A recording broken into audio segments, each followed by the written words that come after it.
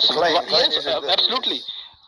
We wouldn't have to, taught by our parents that there is a God. There's no need. We would have been pre-programmed that there is a God. Agreed. We did see God. Yes, it's. Oh, here we go. Who saw God? You? It's in the Bible. Oh, it's in the Bible. So the Bible proves the Bible. That one. I There was- you go. You're I actually was going to born- go for circular reasoning. Guys, If the I Bible was born says- in because the in a Bible Hindu family. told you so. Are you serious? Are you I actually was born in a or are Hindu you family. 5 years fucking old? The confidence you have in Bible, we had the confidence in Bhagavad Gita and all that stuff. Every religion has that. Okay. So Fine. it's not It's good true. for you, but We are the back same to the species.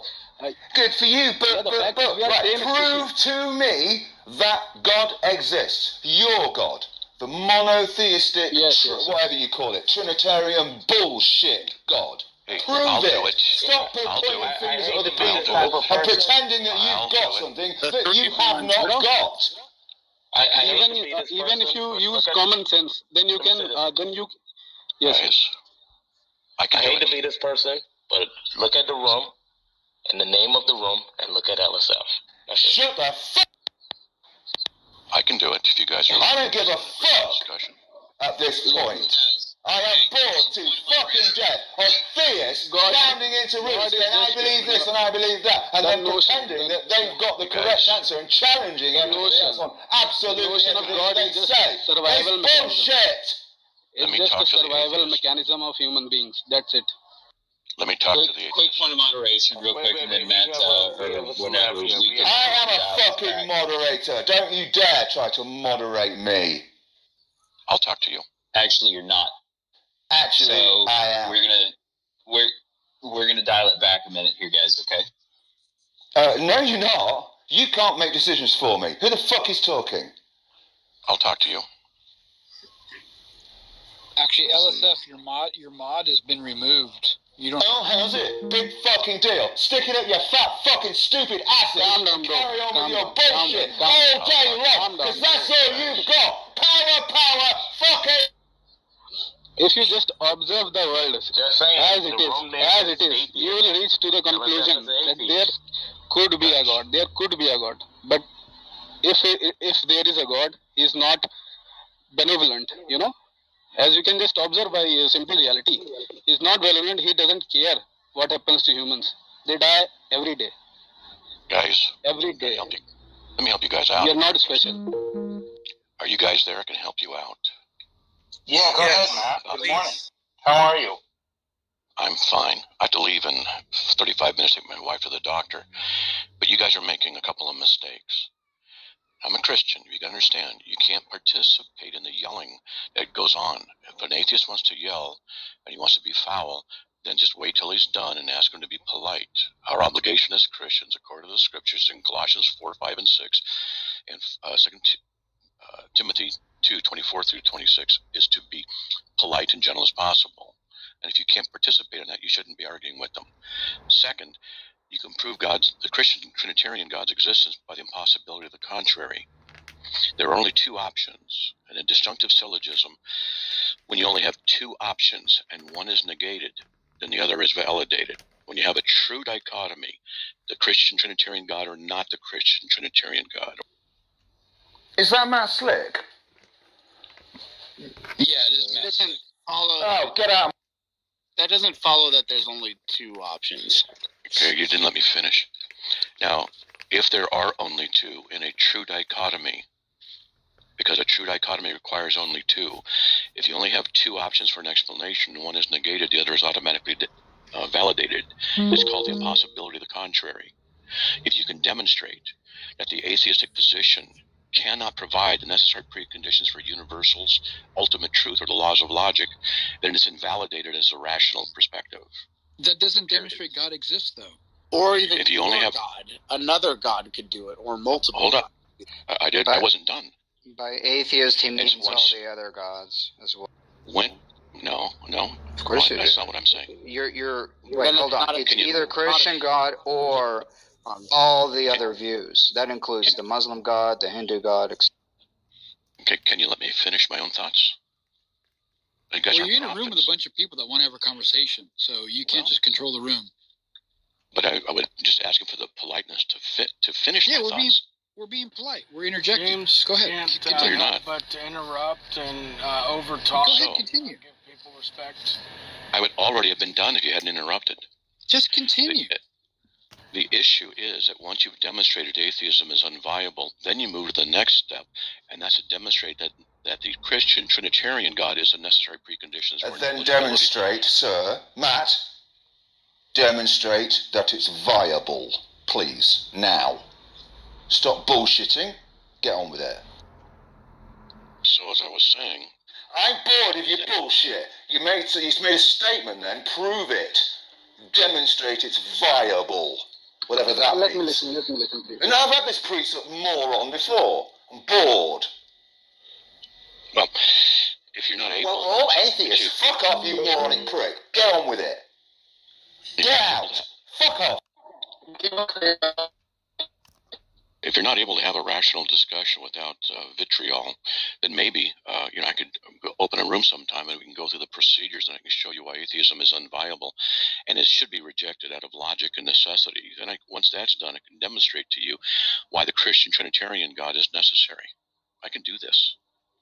Well, Matt, my question is, if you're going to negate atheism, how does that demonstrate that God is real?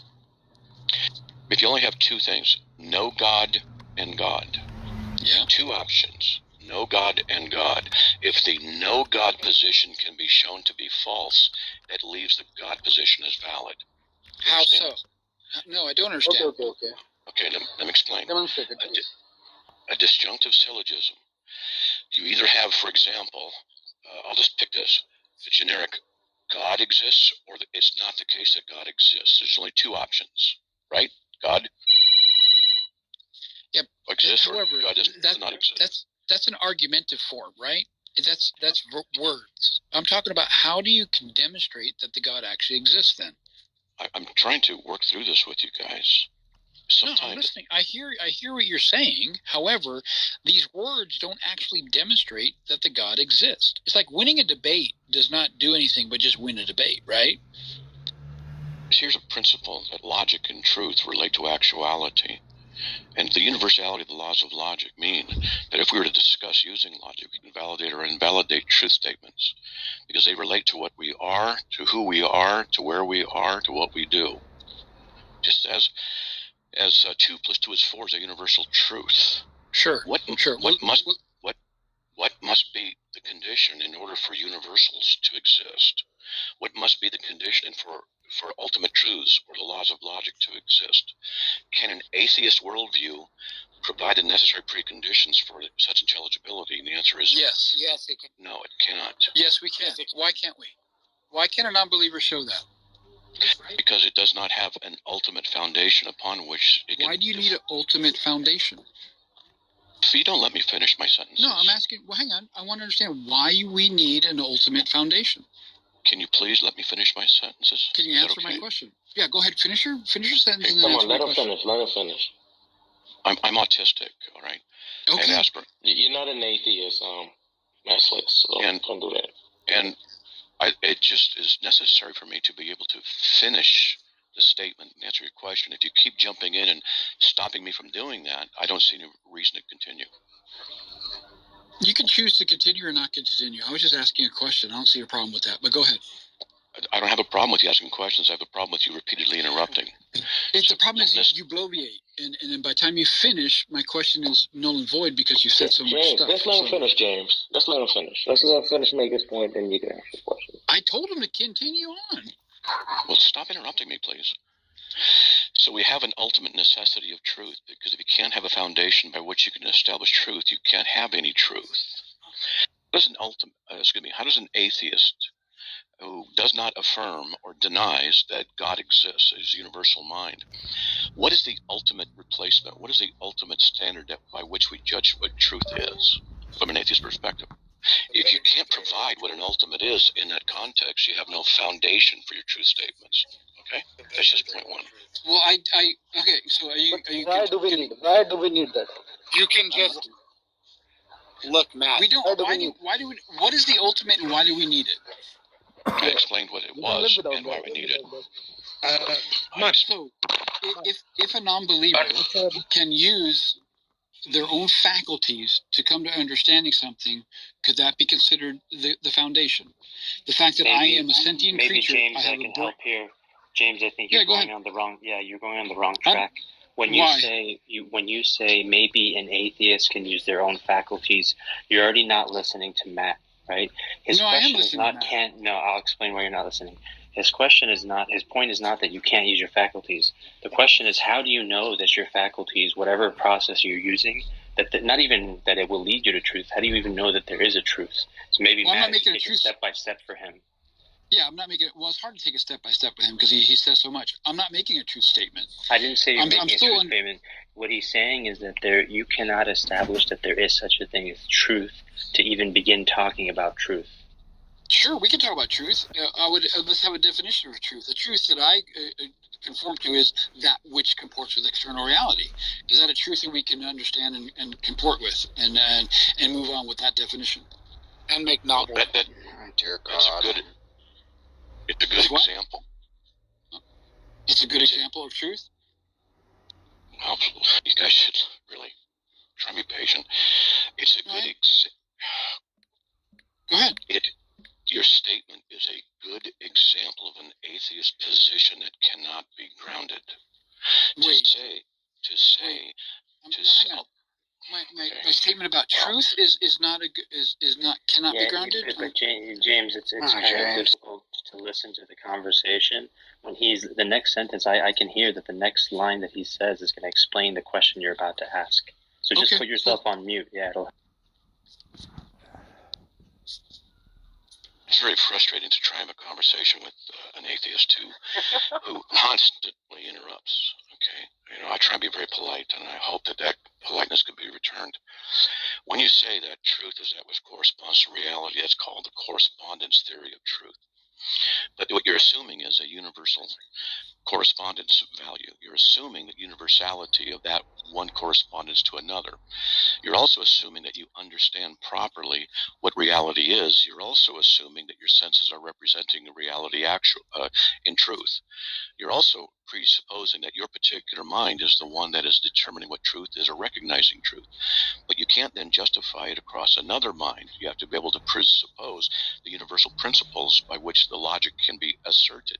But that cannot be justified by what you say when it conforms to actuality, it conforms to reality, because you can't justify that the universals are true in that to your system.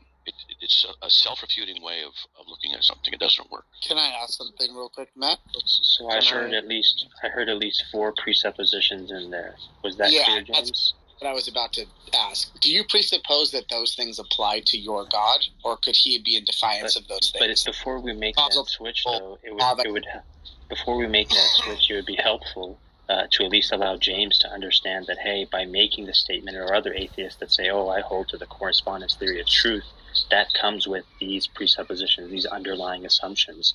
So you're starting out somewhere and accepting these things as somehow true for some reason, and then building that theory of truth on top of it. Absolutely. Right. So we all start with these fundamental presuppositions, right? Yeah. Well, actually, what we want to start with is, for the argument, right? It's either there's God or no God, right? And so for the disjunction to make sense, we have to. What is the argument for no God? Sorry, what is the argument? Yeah, to say that no God is false. I think one of the biggest mistakes you're making is you are thinking atheists having a claim. Atheists do not have a claim. Yes, they do have a claim, Peter. Yeah, with respect. You can't be ignorant. No, we don't.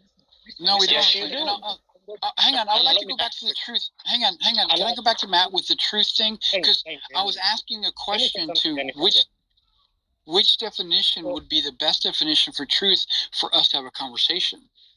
I'm agreeing to openness of a definition for truth. I'm saying the definition I like to use is the correspondence theory to truth. If there's another definition that we can use for this conversation, we can agree upon it. I wasn't making that statement that that's the only definition of truth. Let me explain why it's a problem. Hang on, did you understand Jesus my question? is the truth. I'm asking the you. theories of truth are kind of irrelevant to this, Jane. Okay. And cool. I just want to introduce a celebrity here. We have John Maddox. What's going on, John Maddox? Maybe he's muted, but yeah, we have a celebrity. The theories of Is truth. he a baseball player? No, he's one of those MDD Christians that go on the internet. Dear God. About the correspondence. We at the very minimum have to distinguish between whether or not we're talking about analytical truth or synthetic truth. You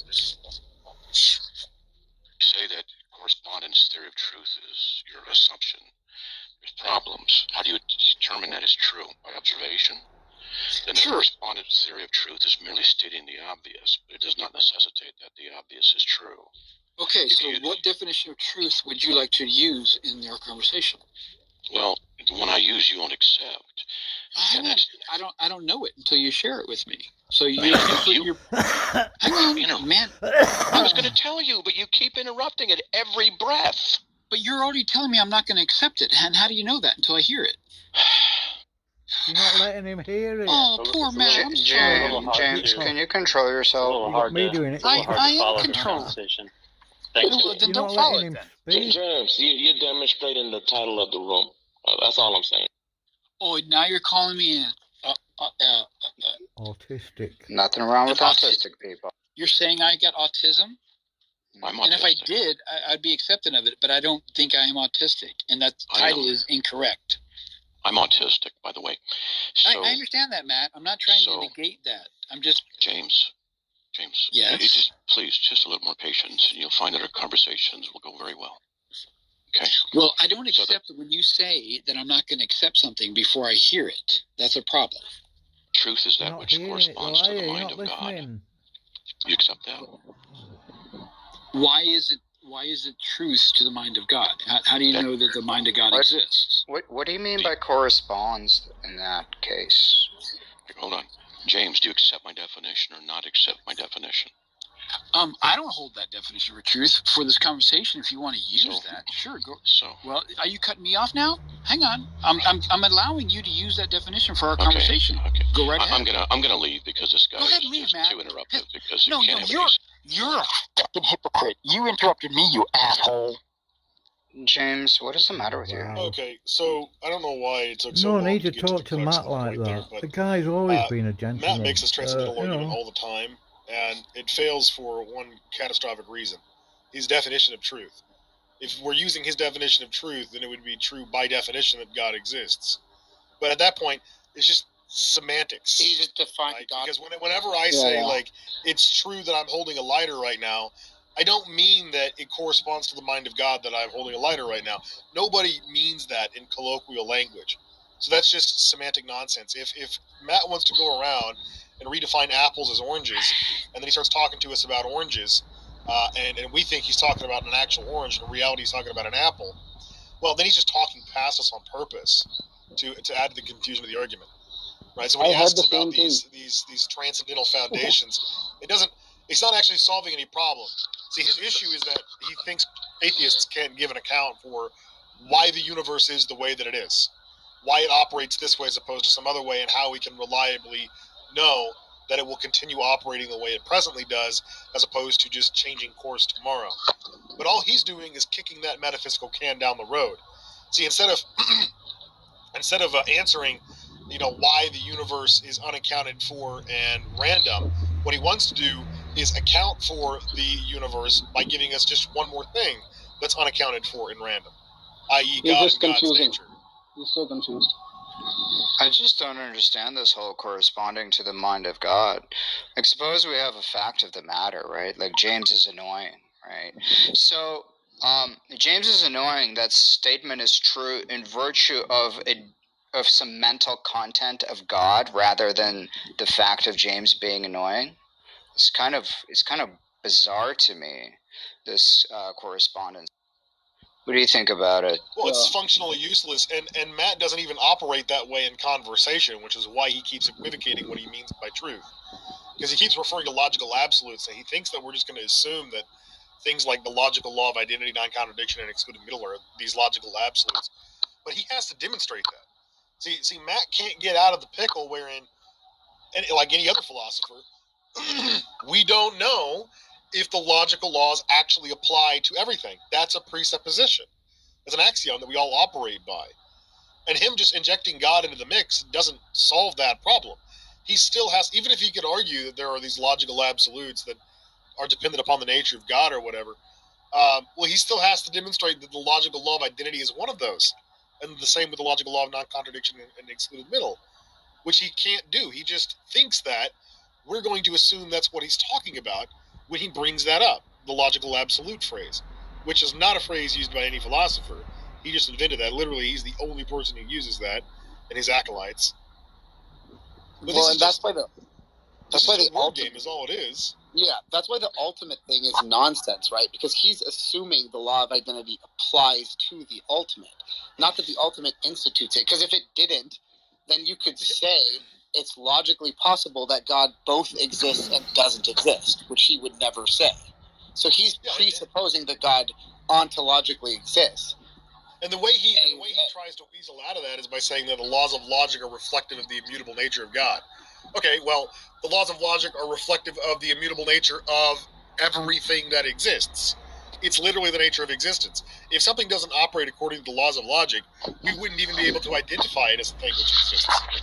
Because to say X exists invokes all three logical laws. They're prescriptive instruments of human thought and descriptive of the world around us.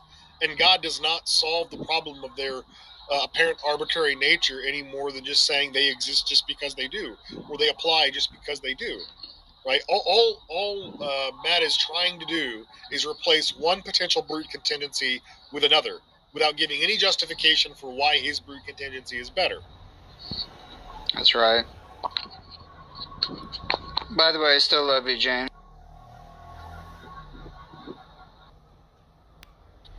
James, you gave it the college try, friend. Yeah, I tried. Yeah, he had some sort of Jordan Peterson's approach. Xerxes, how the hell are you? I'm okay. And Tom, sorry I didn't get the opportunity. Too many people were talking at once, and he left before I had the opportunity to exchange with him. But the last time that Matt and I had this conversation, he admitted it was a stalemate because he could not give a justification of why his presupposition that laws of logic are reflective of the nature of God, and that's how they're secured, is somehow better than my explanation that the laws of logic are reflective of everything that exists. Existence by nature is reflected in the logical laws. So if that's my ultimate foundation, well, we're stalemate.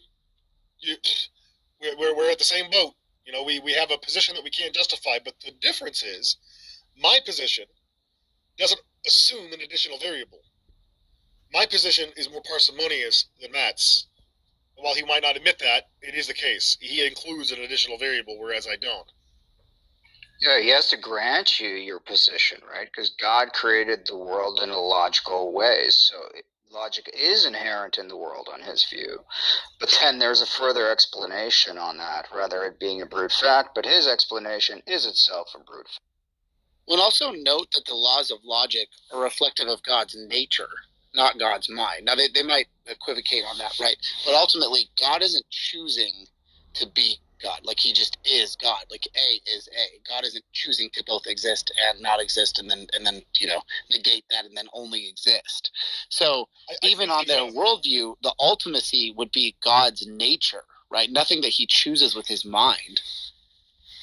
Well, I think the ultimate defeater for God being a brute fact as opposed to a brute contingency is that God has an effective will. He couldn't have chosen to have an effective will because that would have required an effective will to effectuate. So it's just random that God has an effective will as opposed to not being random.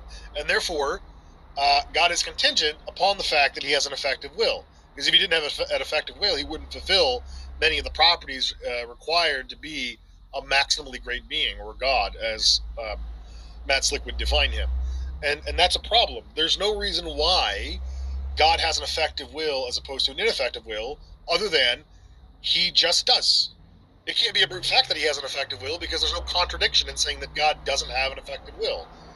Unless you define God as a being with an effective will, but that's just a merry-go-round. That's just tautology. Because if there were a being that existed that didn't have an effective will, then it just wouldn't be God, even if it had all the other properties. And if a being exists and does have an effective will, and that's God because God is dependent upon the definition of having an effective will, well, then God is a brute contingency. He's contingent on having an effective will.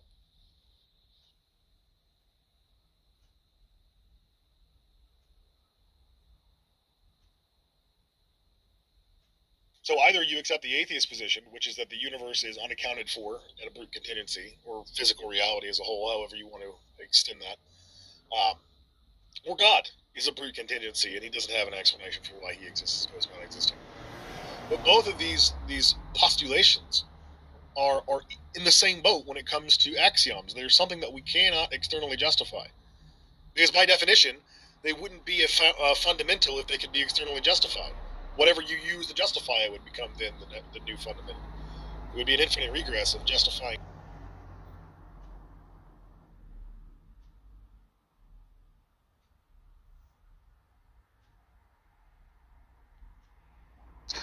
Aggressive spending, or which in this case, the investment that the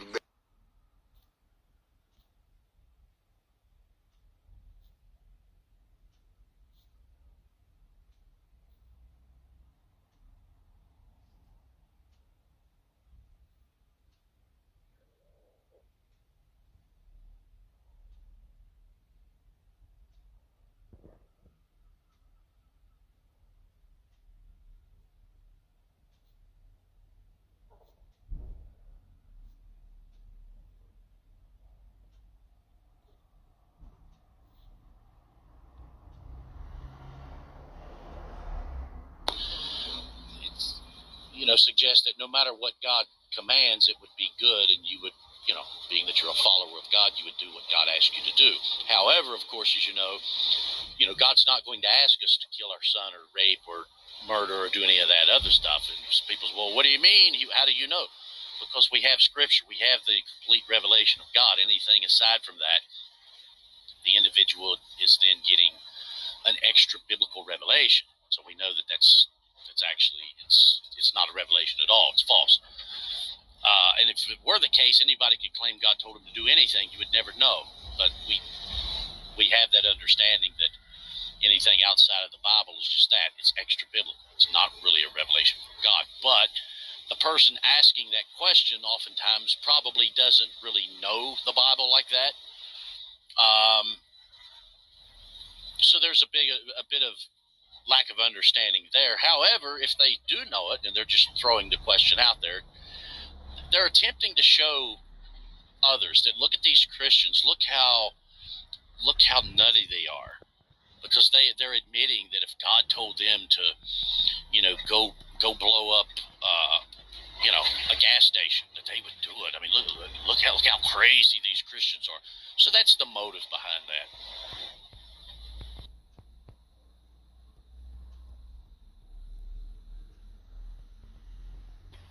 Which is why I don't usually entertain those type of absurd hypotheticals. I've said it over and over before that I really don't mind entertaining hypotheticals if the hypothetical is, at least possible in reality. But when you're starting to ask, well, what would you do if you were a pig with wings? Where would you fly to? Well, that's not even a possibility in reality. It's not worth for me to even entertaining that hypothetical.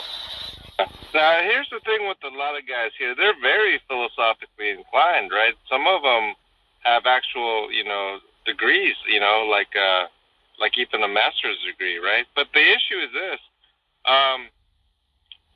It takes a lot of tricks and jumping through hoops and all of these things in order to have their argument go through. And I think that it's really, like when it comes to the burden of proof, it's really heavier on the atheist than the theist, and I think it's easy to defend theism against a lot of these guys who are very equipped. Like Darth Arianis here is an example of who comes with different arguments, and I'm not that philosophically inclined, but I don't think it's that difficult to defend against them because a lot of the premises that he puts out are just simply indefensible, and he seems to just tell me, well, show me the defeater in the premise rather than him justifying the premise. And it's his burden to justify his premises for his own argument rather than putting it out there and say that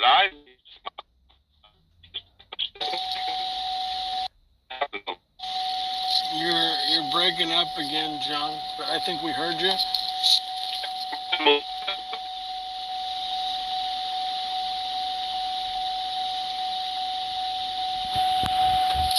Yeah, Johnny, there's this, as I said, there's this guy on YouTube who was on Discord for a long time. He did a lot of videos. His name was Canadian Catholic. I was looking for his YouTube channel the other day because somebody asked me what happened to him. But because he's tied with, he's a Catholic, which means he's under a bishop.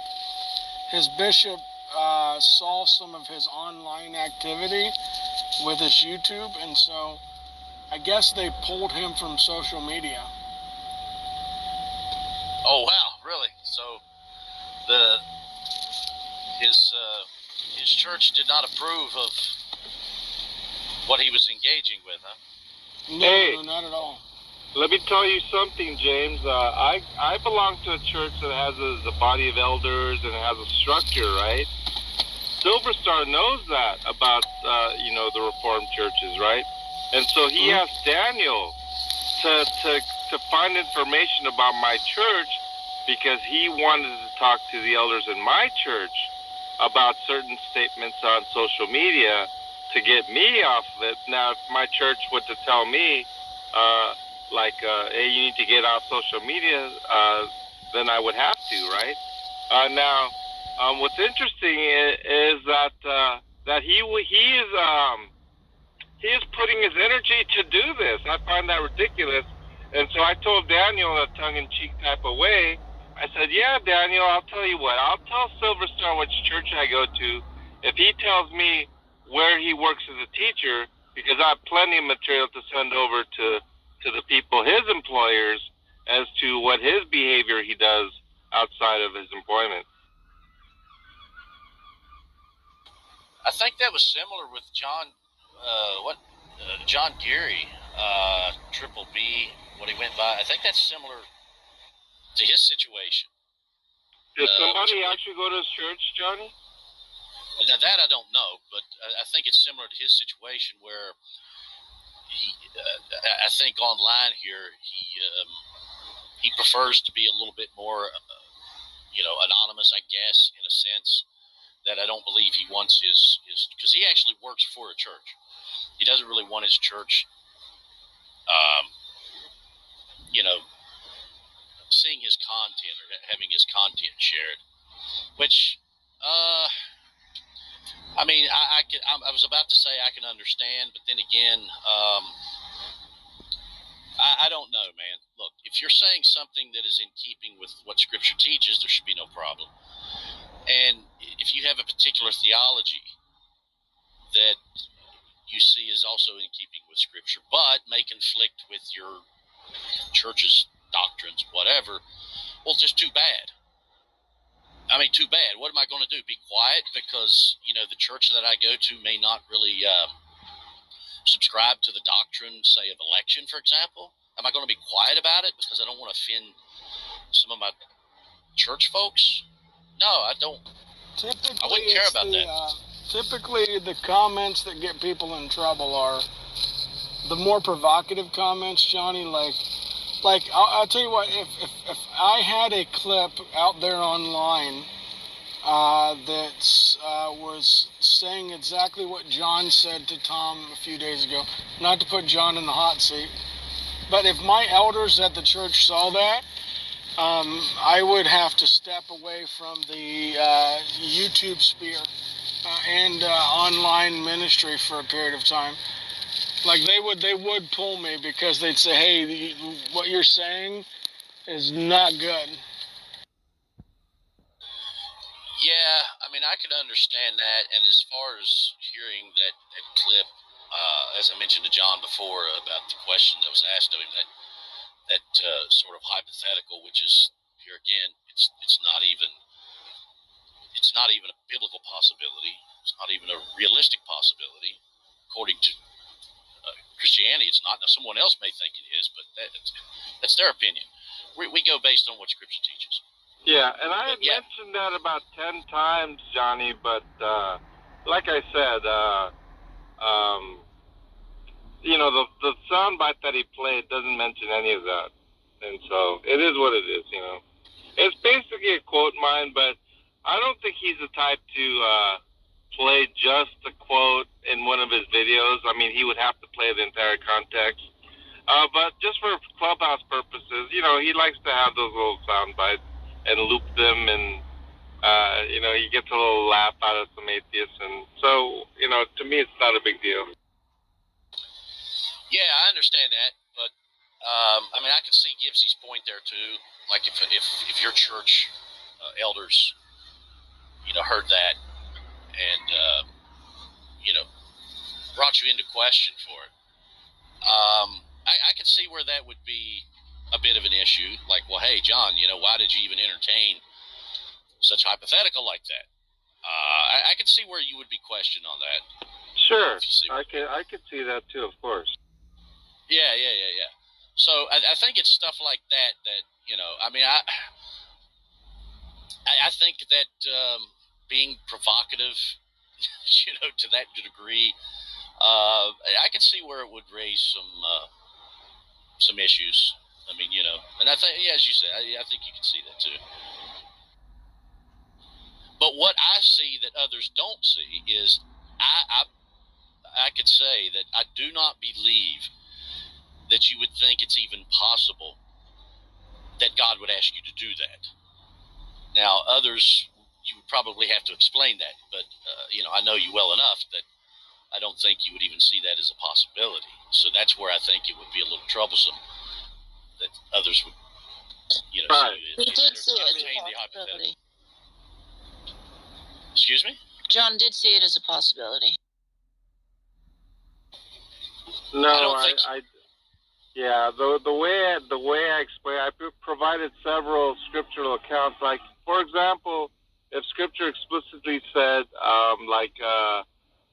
God can lie. I mean, if the thing was God lying, well, Scripture, Hebrews 6:18 explicitly says God cannot lie. So that's explicit. Now the rest is for or raping babies. That would be have to be inferred, and so it depends upon interpretation, subjective interpretation. So what I did say was that it was my belief that it's highly improbable, right? And that was my position. Of course, I still hold to that position. No Christian in their right mind would say that it's even probable or even likely in any sense. And so just because of the word possibility, impossibility, these types of words were discussed, does not necessitate that I would have any likelihood of me saying, "Oh, it is probable that God would do such a thing." No Christian would say that. Well, Johnny just said it. Steph said it. Matt said it, and Rooster in the chat just said it. No. So you're wrong about it. No. They all said it's impossible. What I did say was that no Christian would say that it's probable that God would do such a thing. Oh yeah, I misheard you. My bad. Yeah, but the thing is, they all do say it's impossible. So there is a difference between your views and theirs. Right, but just a statement of impossibility is not a demonstration of impossibility. I agree. It's sort of like a rhetorical statement. I'm very tempted to say it's impossible because that's how it's viewed itself. But philosophically, the impossible is not the proper word for it. Yeah, I agree with you. Yeah, you were ironically being intellectually honest. Our feeling of impossibility does not demonstrate impossibility. Right. There's a sort of colloquial idea of impossible, right? Like you might say it's impossible I'd hurt my kid or something. But that's not because there's some sort of logical contradiction, right? Well, I don't think being intellectually honest means that you're obligated to entertain that hypothetical. Because if that were the case, then if you didn't entertain the hypothetical, someone could say, well, you're intellectually dishonest. So, I really don't even look at it that way, Haiti. Well, I mean, I don't know. I think sometimes refusing to engage in hypotheticals is intellectually dishonest because you don't want to sort of concede where it leads you, right? So you can just get out of the problem by saying, "Oh, I'm not going to engage in the hypothetical," right? Well, I mean, that could happen. It could happen, especially if I think the hypothetical is possible in a realistic term. Yeah, then if you dodge that hypothetical, one could say, okay, look at him, he's trying to get away from this. But when you're asking what I see as absurd hypotheticals, something that is not even possible in the realm of reality, especially from the Christian point of view, in the biblical sense, there are invalid questions, actually. And I'm not just talking about loaded questions or begging the questions, but hypotheticals that are actually invalid because they're, here again, according to the Christian worldview, there is no possibility that God would, ask someone to do that. I mean, it's not even possible. But it just depends what you mean by possible. That may happen, may be asked. That God may ask someone to do that. Is that possible? No, it's not. Yeah, but look, as I said, I think you're using possible in the general colloquial sense, right? In the philosophical sense, it means that there's if it's impossible, there's some sort of contradiction, some sort of logical contradiction. Like for example, if I said, imagine a world with square circles, and you're like, I can't because that's impossible, right? That's because it's a contradiction, right? But there isn't actually a logical contradiction to God commanding anything, right? You just think it's like super unlikely based on your knowledge of Scripture, right? Well, but even when people ask, well, wait a minute, is it logically possible? Which, from what I understand, a logical possibility is the statement in of itself a contradiction. Well, the statement may not be a contradiction, but it's to me pointless to argue that in that sort of philosophical term. Well, is it logically possible that God would ask you to, go blow up a 7-Eleven? Well, what are you going to say? Is there a contradiction in the statement? Well, I don't guess there is, right. But it's sort of pointless to argue that because it's really meaningless, at least as far as I see.